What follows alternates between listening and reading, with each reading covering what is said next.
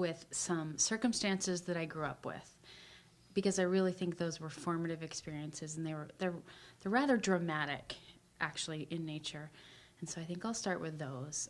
One of them was growing up where I grew up. I grew up in Montana, in Great Falls, Montana, next to Malmstrom Air Force Base.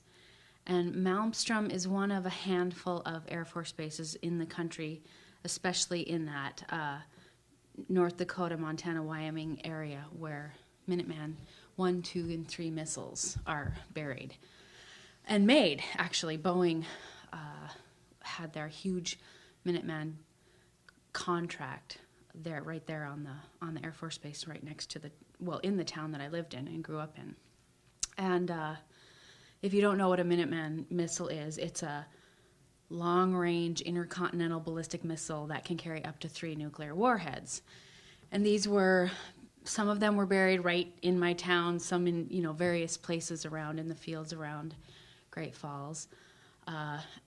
So here I was about 8, 9, 10 years old, and it was the Cold War. It was Reagan and the Cold War with the Soviet Union. And on ABC, they premiered this film called The Day After, which was the effects of a nuclear war. It wasn't so much what precedes a nuclear war, but what happens after a nuclear war, which was horrifying to me. The movie itself was horrifying, and it aired. My mom allowed me to watch it, and her pragmatism was of little comfort to me, though now I appreciate it. Her pragmatism was that, we'd be hit first, so we'd just be dead. We'd just be dead. We wouldn't be suffering. And, it was somewhat comforting at the time. But what happened was Boeing offered her a job, and she was going to be able to work for this company on the Minuteman III. I think it was Minuteman III missiles at that point. And I can't tell you that I influenced her decision. I thought I did. Maybe that was the vanity of youth, but I really felt strongly that she shouldn't work for Boeing, that was a scary, scary thing for her to be part of this arms proliferation, and she decided not to take the job. She got a job at a place called the Economic Growth Council, which was a homegrown, economic vitality civic organization in our town. So somewhere in there, I felt, just through talking with my mom, that I had influenced her. Whether or not that's true, I don't know. I like to think it influenced her. So there was that. There's the Cold War and the nuclear missiles right there basically in my backyard. But my other backyard, my home, so to speak, was a couple 100 miles away in a place called Opportunity. And Opportunity was a little farming town where my Croatian great-grandparents had homesteaded and built their homes and their barn and their chicken coop. And Opportunity was the name given by the Anaconda Copper Company, the mining company that was mining copper out of Butte, Montana.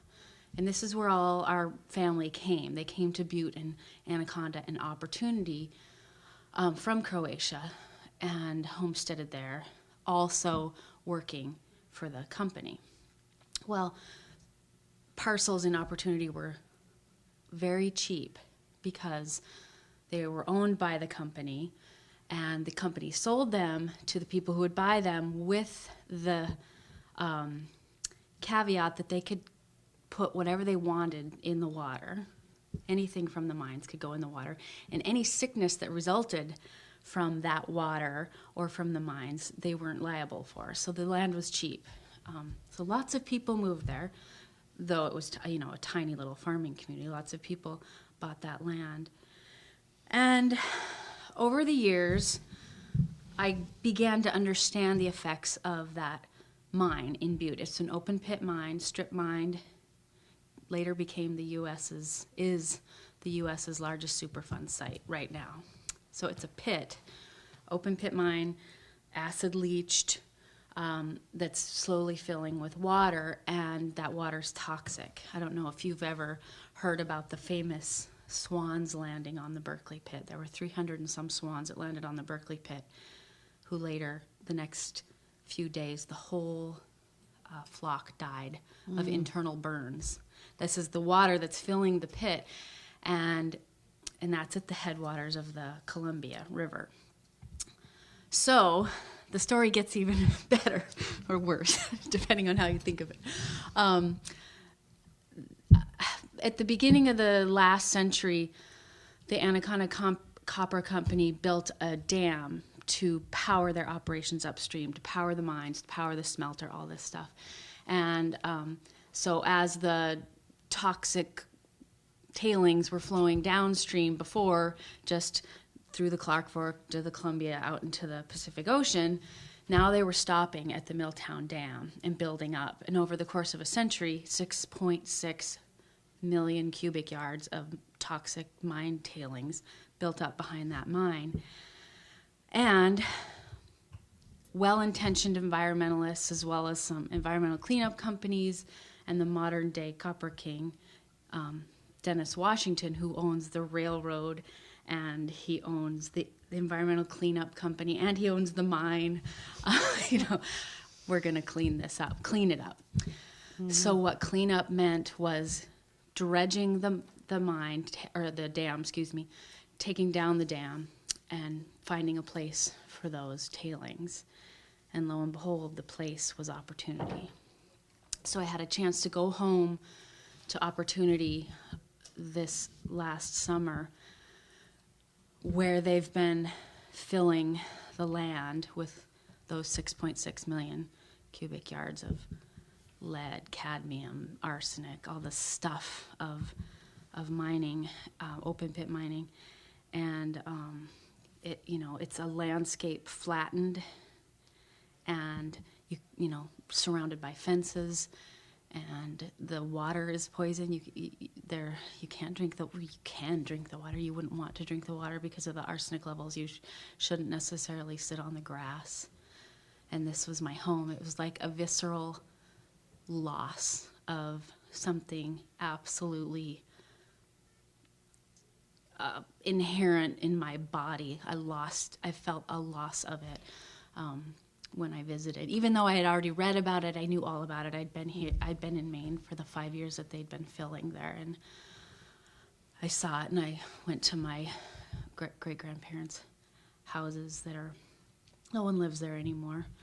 They're kind of shuttered up, and the land is filled with junk, and it's decomposing, and it was very sad. And I stood there in front of my grandmother's house that I had spent so much time at as a child, and just wept. And my son, River, who I'll get to in a moment,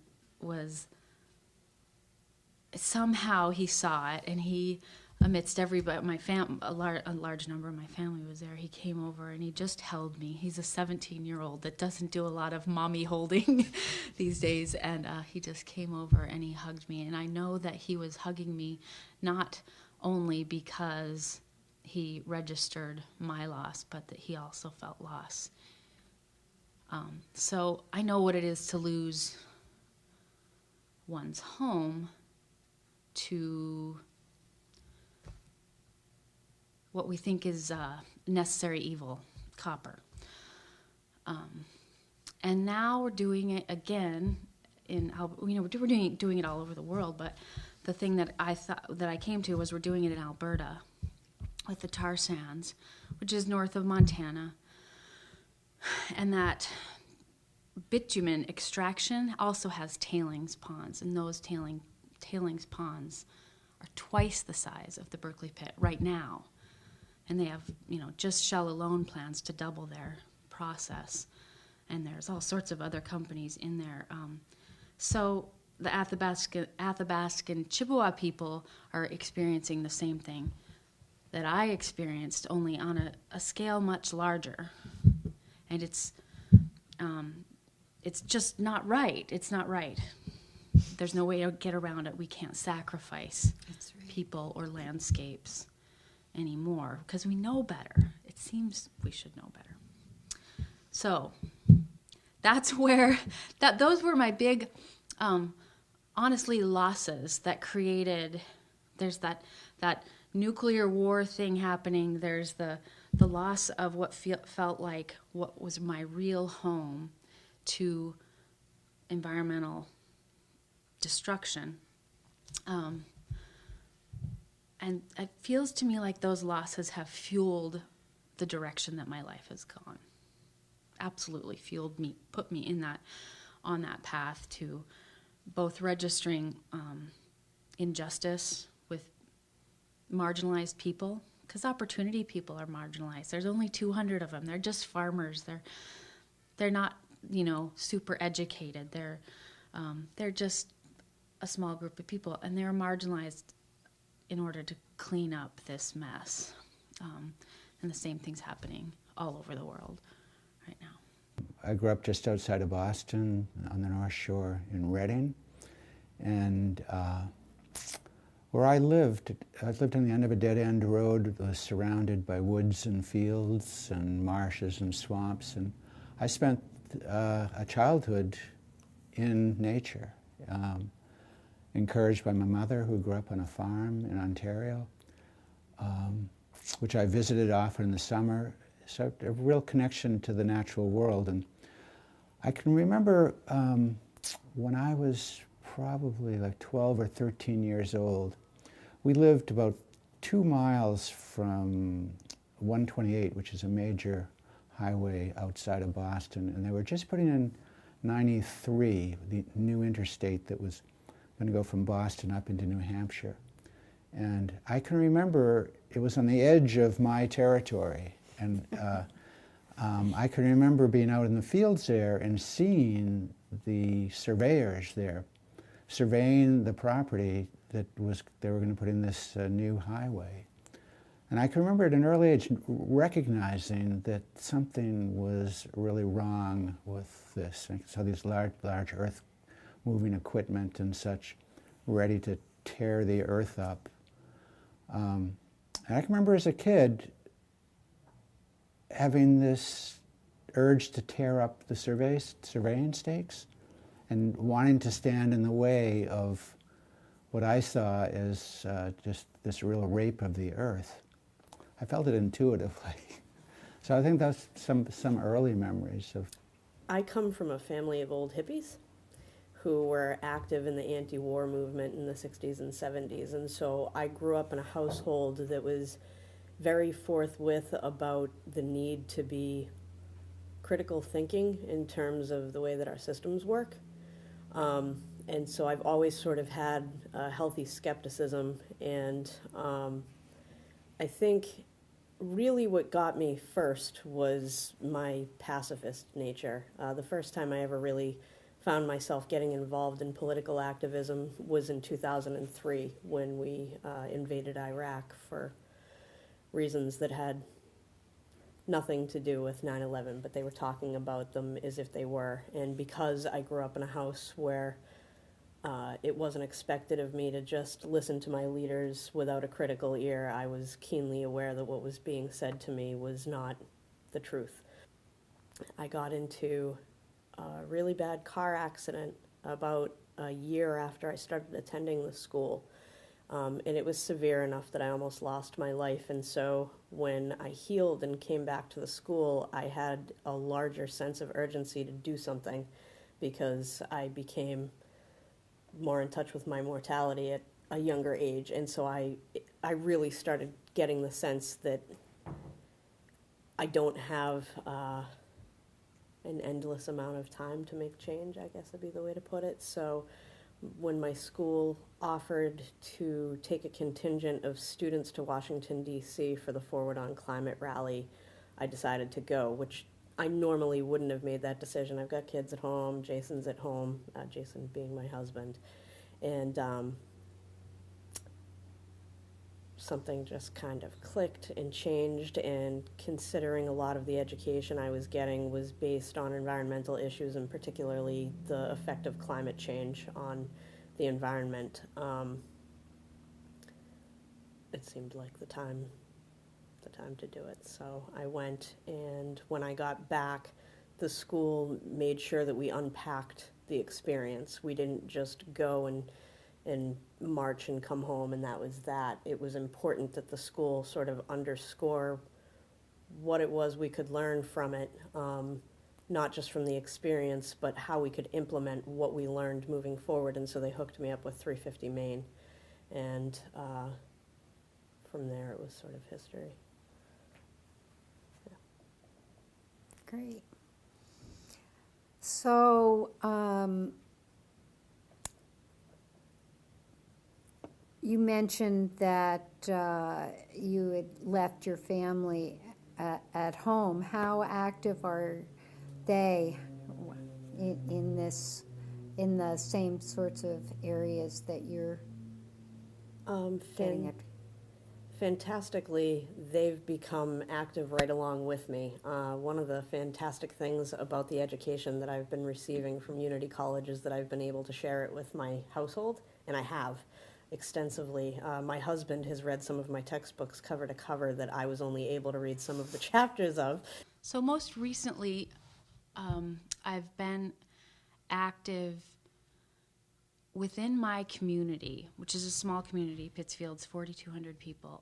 I've been active on a number of fronts, civically, feeling like I need to be an active participant. I need to be an informed participant in what's going on in my community, and more, and larger, at the state level and national level. But mostly I focus on the community. And when I moved to Pittsfield, I immediately went to the UU Church. I just thought that's where I'll find people of the same like-mindedness, and I did. And I spent a few years just sort of learning about the church, learning how things worked, participating, in all of the things that go on at any given church, suppers and, all the things that happen at church. I did that. And I didn't pay much attention to the books at all. Ignorance is bliss, and I didn't pay any attention to their books. Well, meanwhile, I'm paying a lot of attention to what's going on in the world in terms of like fracking and all this offshore drilling and all the disaster and the everything that's going on. I pay a lot of attention to. I read about the tar sands, everything I'm paying close attention to, and I'm reading about what we should be doing to counteract that. Reading Bill McKibben and Naomi Klein and keeping very informed. And one day I'm standing in the kitchen looking over the annual report for our church, and I see ExxonMobil dividend as a major source of sustaining capital for our church. And I'm so standing there in the kitchen with my husband, explaining this to him. Meanwhile, my son was sitting at the table. Now 17. He was at the time he was 15 years old. Sitting at the table, not listening, because he doesn't listen to what Vaughn and I talk about. And he had his headphones in, wasn't listening. And I said to Vaughn, we have this much ExxonMobil stock, and we have this many shares and this many dividends. And River said, what? And he was incredulous. He was like, the zealous nature of a teenage boy came out, and the you are a hypocrite came out in that one utterance. That what? And he looked at us, and he was confused, and he was angry and judging, and all of those things that teenagers are very good at doing with their parents. But in this instance, he was right, and he didn't say anything more. He put his headphones back on. But that moment has stuck with me since it happened, because I realized that everything I'd been trying to teach River, all the activism that I had been a part of, the justice work, the environmental work, the things I'm just trying to teach him about carbon and recycling and composting, everything seemed to me to be riding on that moment, because if this church was investing in the future of Exxon, he knew where the future of Exxon was taking us because of all of the things I've been talking to him about. I knew at that moment that I either had to leave the church or I had to get the church to think about divesting from fossil fuels. So that's where the journey began. And for now a little over 2 years, we've been working on first getting past what felt like impolite conversation. Just bringing it up felt really impolite. We got past that, then getting it on the council agenda, then moving into what does divestment mean? Does it mean we just sell Exxon? Does it mean we clear our portfolios completely? And then in all the way to where we're at now, which is reinvesting in socially responsible funds, completely fossil fuel free. So a long journey. It's been uncomfortable and very worthwhile in my mind. And though it's a small church, we had a significant, at least half of our portfolio was ExxonMobil. So we started by selling that, reinvesting that in socially responsible funds. But the point I'm trying to make is, though it's a small church, all of the aspects of people's responses, people's fears, they were all there. They're maybe a little more intimate and a little more casual than might happen in a larger church with a more formal board and a board of trustees. But I think all of the details of going through that process we went through and are still actually in some cases going through today as we look to what it means to invest in companies we believe in, as opposed to just getting a share in return, so that we can then take that money and invest it in something that we think does good in the world. Once I started getting involved with 350 Main, and then my husband kind of joined in, and we actually did make an impact. I mean, one of the first campaigns that we worked on with them was a campaign against extreme extraction, particularly oil trains that were moving through Maine. And we started going to meetings where we were helping to organize an action where we were going to block a train that was supposed to be coming through, actually coming right by my daughter's school, and it was carrying explosive fracked oil from the Bakken oil fields. And you could almost see my daughter's school from there, and at the time I thought, well, this is no good, because I had done enough research to know that the train cars that were carrying the oil were kind of faulty, and that if the train were to derail, it was very likely that there would be an oil spill, and I didn't want to see the waterways nearby getting polluted where I know that they were delivering water to my kids' school. So I had sort of a sense to protect them, and we started to, like I said, organize and go to these meetings to set up a train blockade with, it was actually with 350 Main and Earth First. And we ended up going through with it on June 28th of 2013. We ended up blocking a train, and 10 days later, a train derailed in Lac-Mégantic in Canada, and it exploded and killed about 50 people in the center of this really small town. And it was, even now, I just got goosebumps talking about it. I mean, at the time that we made the choice to do that, it was an environmental concern pretty much only. But it became very clear at that point that, human life was at stake as well. And as I did research, I came to find that these train companies and railroads were pretty keenly aware of the fact that the train cars carrying the oil were faulty, and they were pushing them through anyway. So we continued to push, and we continued to help organize for another train blockade a few months later that occurred in Auburn. And we went through with that as well. And since there has not been oil trains coming through Maine, and so we were able to make a direct link between people power and the ability to make change. This was something that we did on our own to help assert local control, and it worked. And we were able to talk to my daughter Jade about it and let her know that, you know, one voice, one person can make a big difference. You know, I'm only one person, but I was one of 5 other people who got arrested that night blocking the train, and it ended up getting a lot of fanfare, and there was a lot of talk and dialogue around these oil trains, and then it stopped. And so she started to get more of a sense of the fact that perhaps she could make a change as well.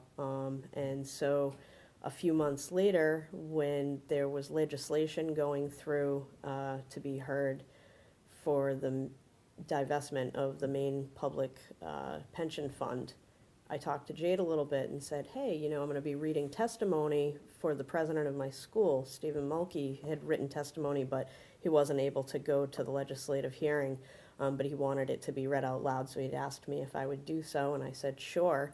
And I talked to her a little bit about it, and I was really excited about it, and on her own, she said, well, do you think maybe I could do something there? And I thought, yes, you could definitely do something there, and how appropriate, because, you know, when it comes to extreme fossil fuel extraction and the connection that it has to climate change and who's going to be most widely affected by that, it's the youth of the country. And so it seemed to me the most appropriate voice at that hearing would be the one of a child.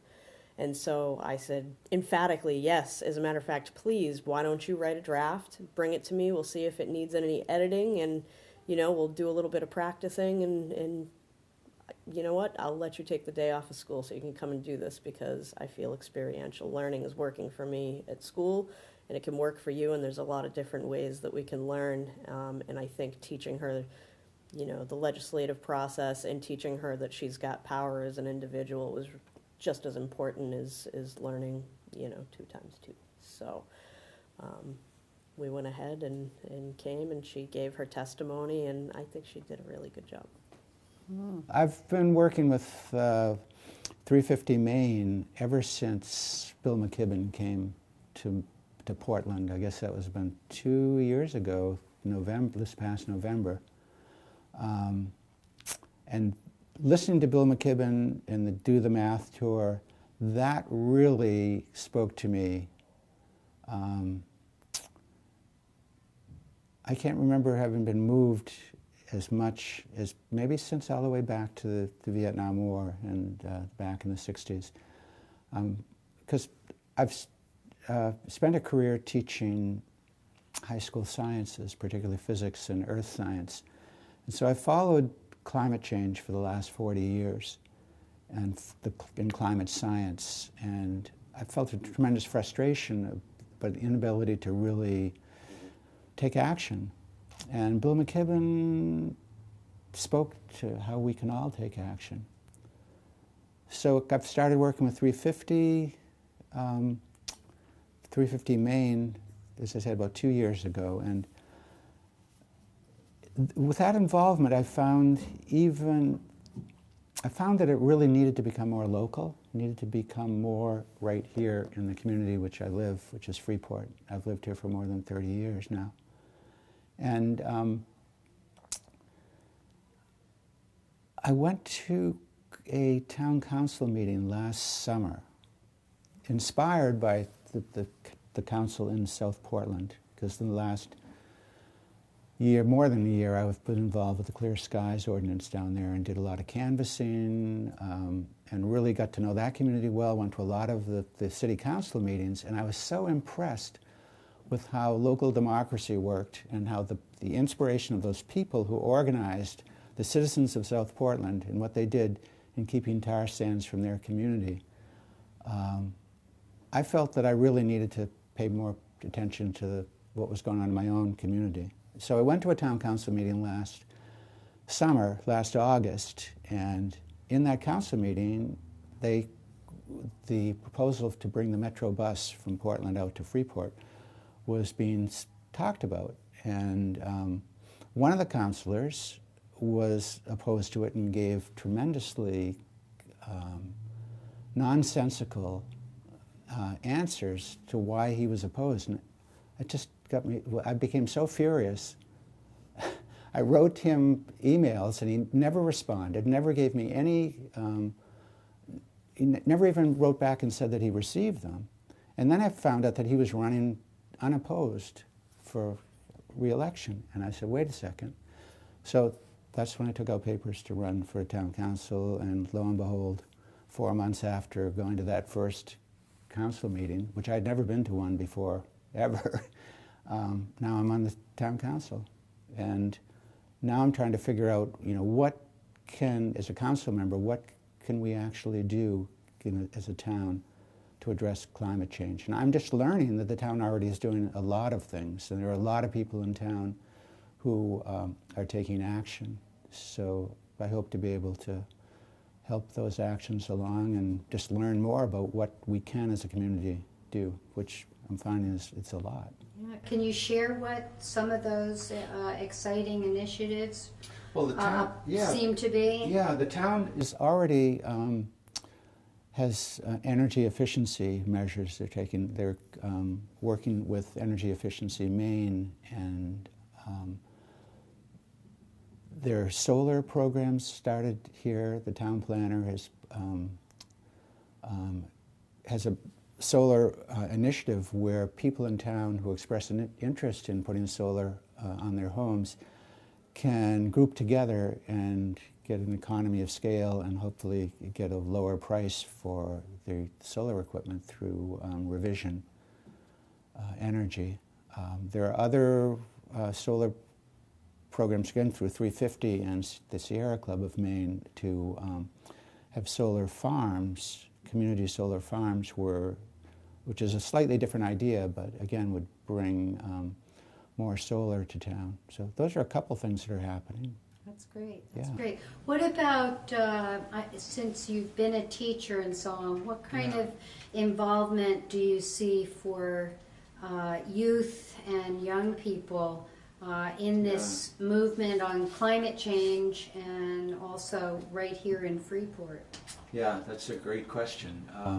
One of the things I'd like to do is to reach out to the teachers here in Freeport, because I've heard that there's one teacher whose students are very eager to get involved with the divestment movement, which would be wonderful. And I need to identify who those people are, and I want to meet with them.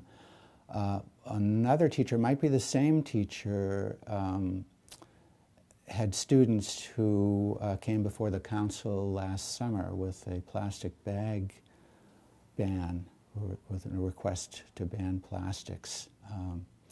So that's another thing to be looking at, involving students in taking action on climate change. As have learned, Freeport was a leader over 20 years ago where students spearheaded a ban on styrofoam packaging. And Freeport was one of the first. So I think Freeport has a tradition of being a leader on environmental issues, and it would be nice to see that Freeport could continue with that. Honestly, when you look at the problems we're facing, it's not that hard. It's just moving money around. We're facing these huge problems, and this is a real first world problem. Where am I going to put my money? Where am I going to put all my money, right? It's not that hard. Though honestly, it took us time, and it took persistence and not giving up. And it did take a leader. It took a person who was part of the church, and I knew it was just going to be me. I knew no one else was going to do it, so I did it. That's really all it took, and really all it takes, right? So that's what I have taken away from the whole process, is the fact that, one, I had to be a part of a community to begin with. I couldn't come in as some stranger that wouldn't wash dishes and tell them how to do things. So without, with no idea about divesting as a plan, I became a part of this community, and I dug my hands in, and I did the labor, and I got to know people, and I stayed afterward to wash dishes, and established myself as someone who could be counted on, and then moved into a position of leadership on the council.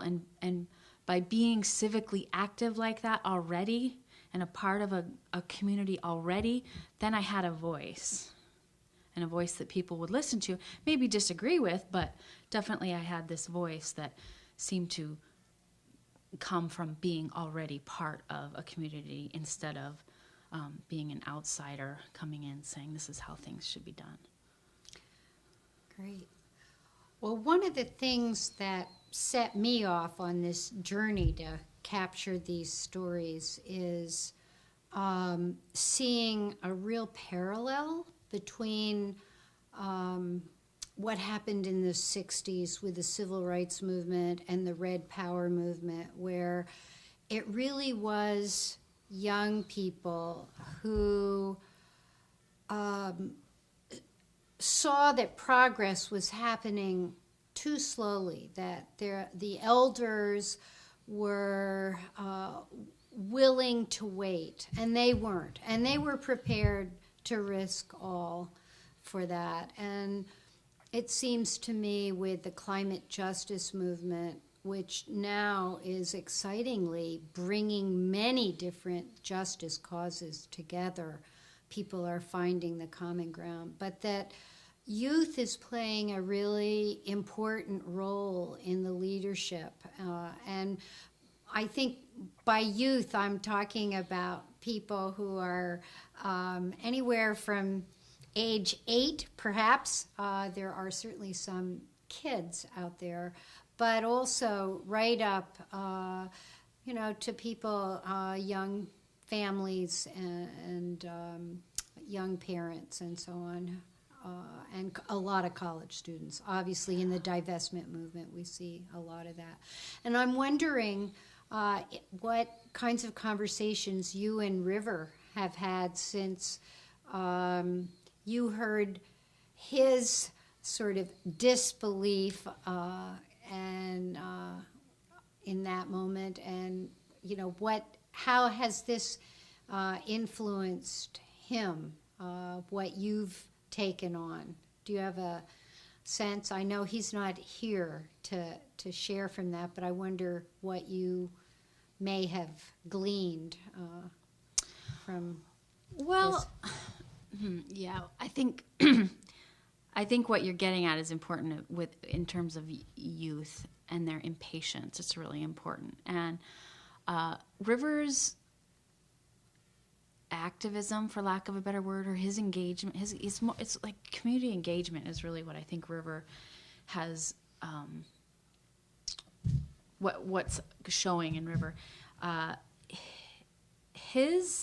He goes to school at Maine Central Institute, where there's boarding students and then there's the townies. That's not really the right word to use, but the people from the surrounding towns go. It's an academy school, so there's this mix of people from away and people from right around, and he's found friendships with the dorm students, many of whom happen to not be Caucasian white people. And so though he's not necessarily on the climate justice path, he's definitely working towards activism in a sense with social justice, and everything that's been happening in Ferguson and New York City innately tied to his friendships with people at MCI.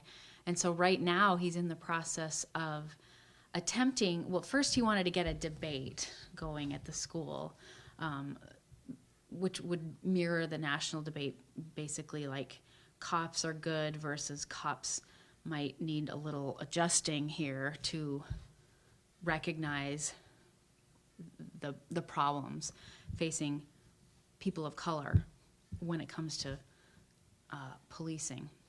So first he wanted to have a debate about that, and the school was not very interested. But now he's been pushing. He's not taking no for an answer. He's been to the headmaster, and he's asked various the drama teacher to help him, and some other students. And now he's thinking more along the lines of a mock, something like Oprah Winfrey did some years back, where she separated the audience into people with brown eyes and people with blue eyes and treated them differently. One was privileged, the other was not.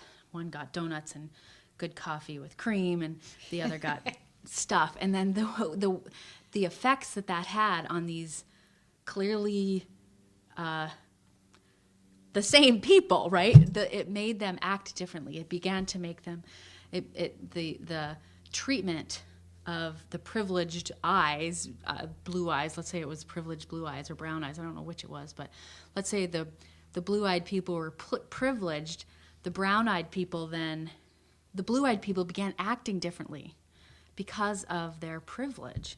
So he's looking at privilege, which is really what, and entitlement, which is what gets down to the base problem in a lot of respects that we're having in terms of human rights and even environmental rights right now. So What's next for you? I'm not sure, actually. I feel like I will continue with the divestment journey. I've always looked at it as like starting with my church. If I could make a victory work there, then I would have a base from which to work outward in circles, So I visited the Bangor UU Church, and I visited the Waterville UU Church, which are, each 20 to 30 miles from where we are in Pittsfield. And though I don't mean to say I would limit this work to UU churches by any stretch of the word, it's closer to home. It's closer to the community that I'm a part of, where my voice resonates a little bit more than, let's say, if I go to a Catholic church, I'm not gonna resonate as much. So I think moving outward, divestment makes so much sense to me. I want to continue helping with that. I'm working with 350 Maine, and though I have a baby on the way, so there'll be some stalling of action, outward action in the world. It just makes so much sense to talk with people about their money, because that's really what gets people afraid, and it gets them talking. No matter if they agree or disagree, when you begin talking about money, they begin talking about the issues. So, when it began at our church, we began talking about divesting from fossil fuels, talking about money, got us talking about everything, right? We talked about climate change, and we talked about fossil fuels, and we talked about scientists, and what does science have to do with our faith? And then when we got to the reinvesting part, we talked about all of the ethics that you could possibly think of in terms of investing in nuclear war or prostitution or tobacco. We went through everything. And so by virtue of talking about money, you're talking about so much more. So I think it's a very powerful tool. I think I'll stick with helping out in that way, and sharing my story. And then just keeping informed. I have to keep informed and keep looking for, things that make sense, that seem to me that will work at the speed with which we need it to work. I was just introduced. My name is Sass Linnekin.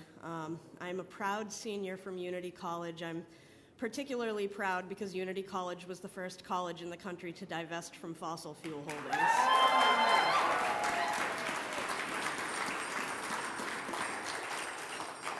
I'm here to represent the Maine Students for Climate Justice.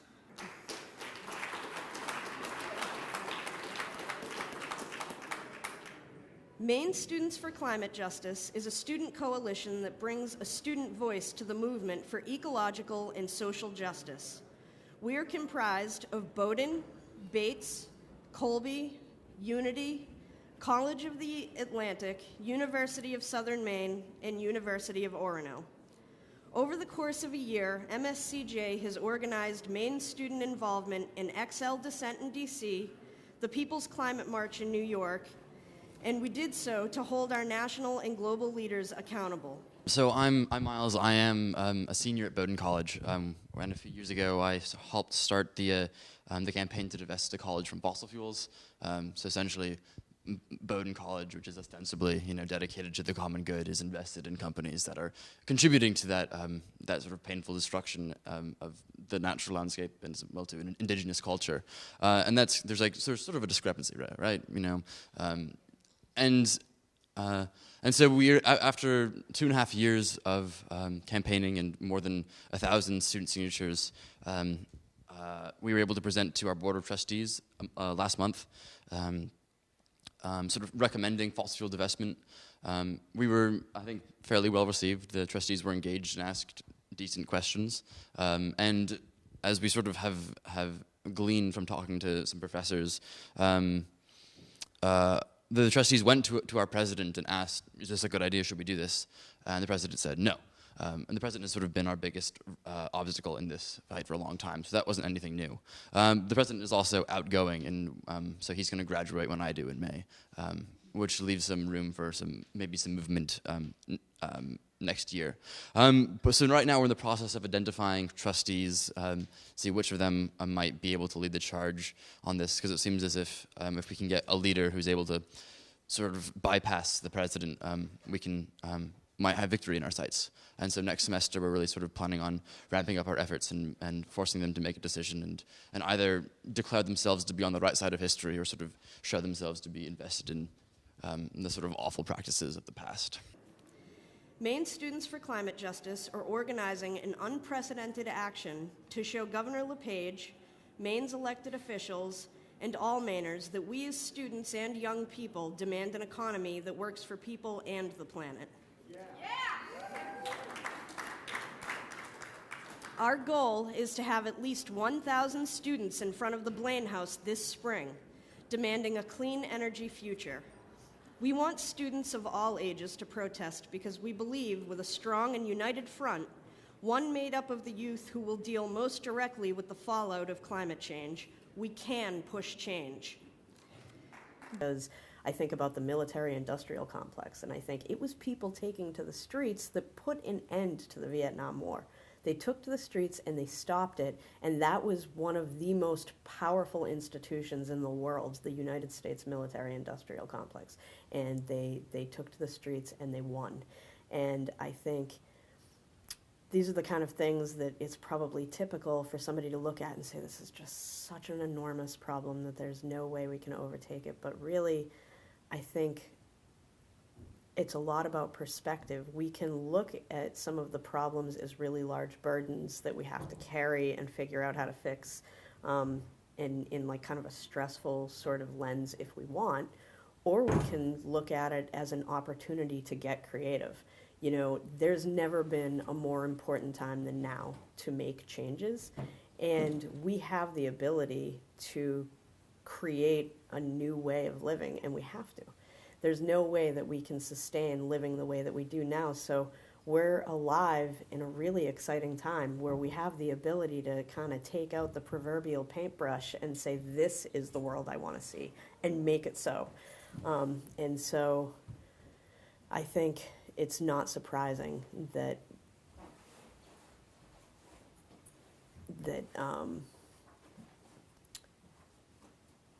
there is this sense of urgency and this sense of needing to put our bodies on the line, because I think otherwise there's, you know, what is there going to be? At this point, climate change is not on its way. It's here. Ask any fisherman in Maine, they will tell you. And it's just not a question. And the youth can see it because they're going to inherit it. So I think that there's a little bit less of a sense of denial there. And probably even a healthy sense of anger, maybe. I know I'm angry. I look at my daughter.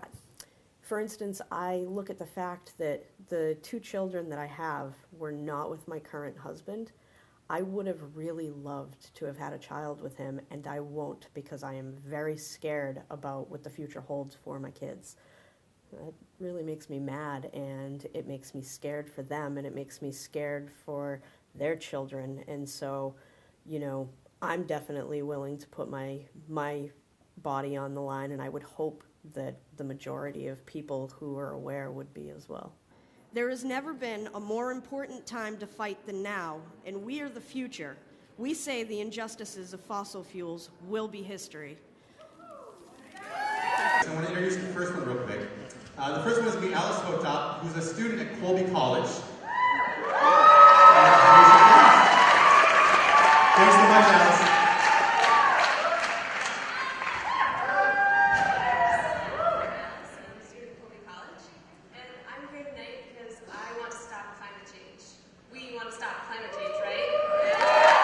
My name is Iris Sangiovanni.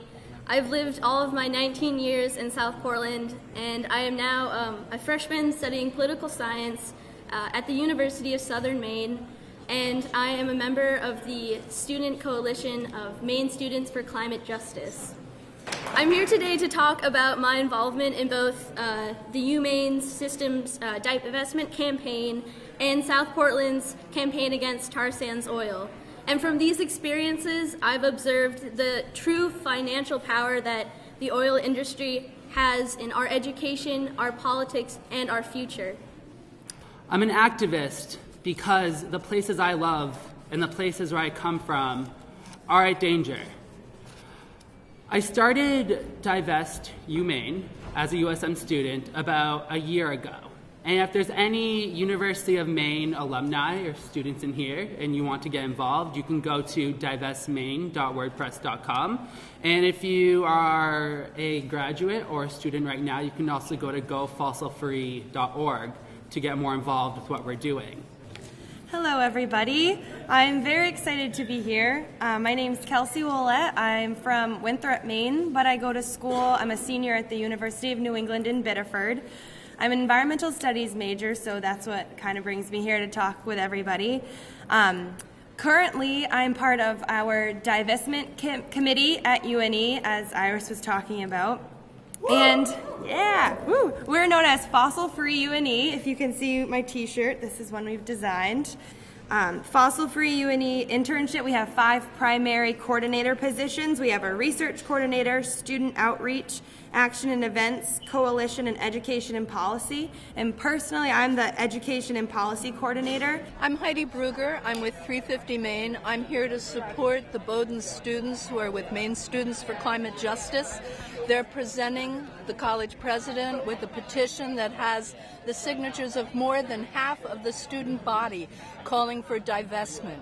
And it's so critical that these higher education institutions divest. My name is Clara Bellitz. I'm a first year here at Bowdoin, and I've been involved in the divestment movement and Bowdoin Climate Action. And I think it's really cool to see a diverse group of students come together, and not just the students, but community as well, come together for a really important issue. And I think that Bowdoin's commitment to the common good really lines up with the commitment to climate justice and divestment. The fossil fuel industry goes against all the values we have as Mainers, and that is why we need to divest. Thank you. We're really excited about the student turnout and the community support. It was everything we wanted it to be from the student perspective. We're disappointed that the administration didn't give us an answer about the Board of Trustees, but we're going to keep pushing. We feel that that's really important, and we are grateful that President Mills was here and responded to it. All the people living life in peace. You may say I'm a dreamer, but I'm not the only one. I hope someday